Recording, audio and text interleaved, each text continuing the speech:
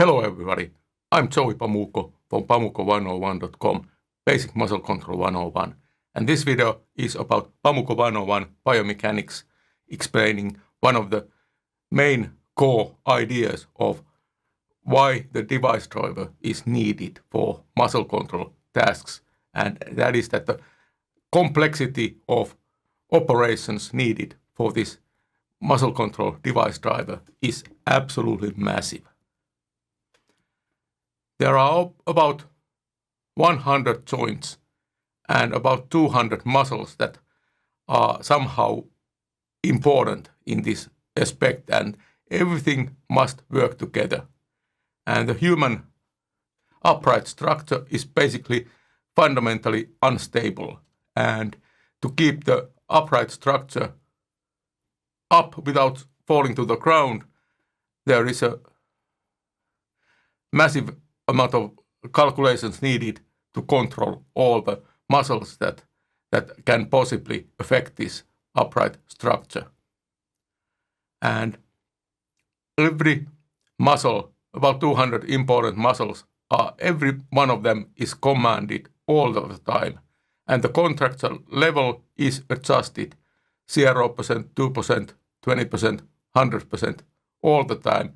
Every nanosecond there is a contraction command sent to each of these 200 muscles. And when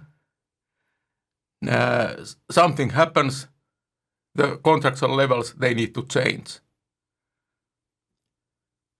And if we consider each sports technique, every muscle has an important job to do.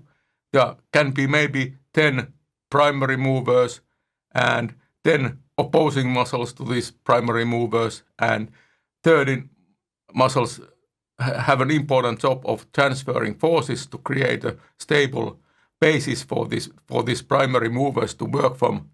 And then 150 muscles are doing nothing, and that is extremely important that they are nothing. They are doing nothing and being relaxed and let the movement flow through them. And because if one of these doing nothing muscles starts to doing something, that would be a major problem.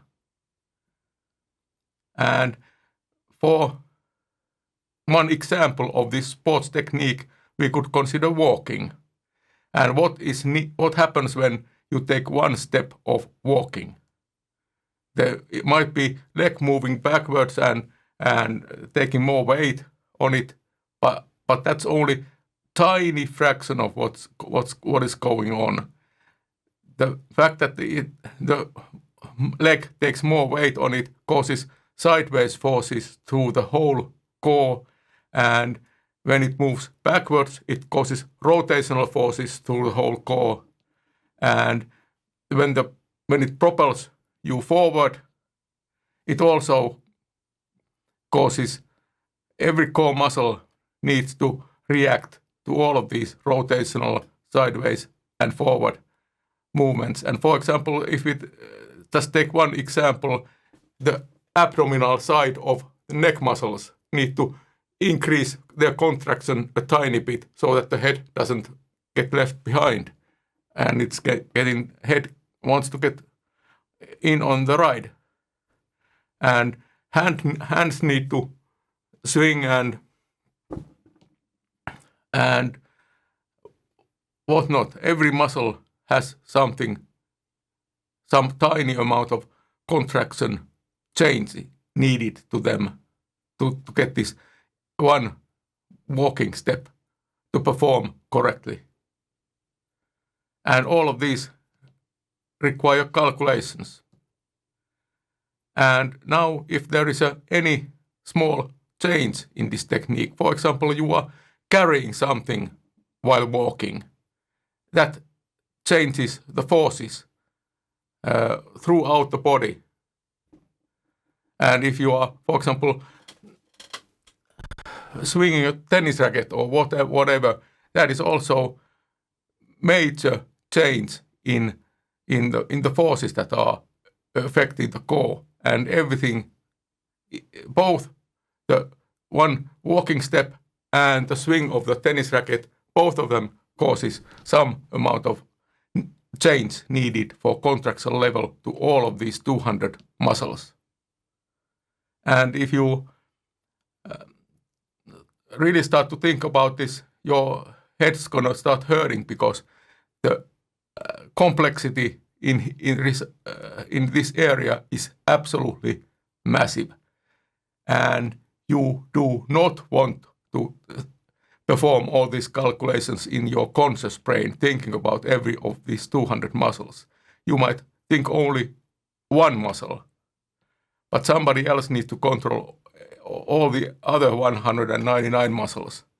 And the device that performs all the commands for the all 200 muscles, we can call it a device driver, muscle control device driver.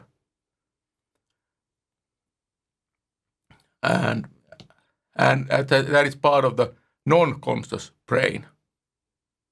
And that is very much needed in this operation. You can try to come up with an alternative claim, and I'm eagerly looking forward to hearing what your claim is. But Pamukko 101 Biomechanics goes on with this core idea. And let's see where it leads us to when we further develop this idea. Thank you. See you in next video.